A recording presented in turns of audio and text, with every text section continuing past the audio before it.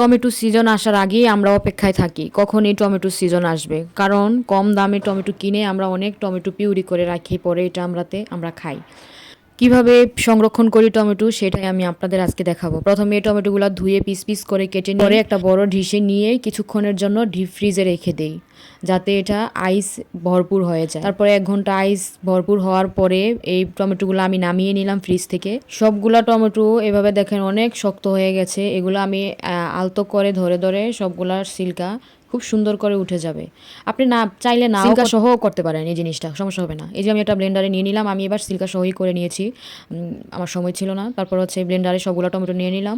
এটার ফ্লেভার ঠিক রাখার জন্য দিয়ে দিলাম 4-5 পিস হচ্ছে আপনার রসুনের কোয়া, 2-3টা হচ্ছে কাঁচামরিচ, একটু সয়াবিন তেল, যাতে এটার ফ্লেভার নষ্ট হয় না। এই তো আমি এখানে এগুলো ব্লেন্ডার করে নিয়ে নিয়েছি। ব্লেন্ডার করার পরে মিশ হয়ে গেছে, দেখতে পাচ্ছেন আমি অনেকগুলো ব্লেন্ডার করে নিয়েছি, যাতে অনেক মাস চলে যায়। এখনই তো সময় টমেটোর একদম কম দাম রেখে দেওয়া, সংরক্ষণ করা। এই যে বক্সে বক্সে করে 4 বক্স প্রায় আমি।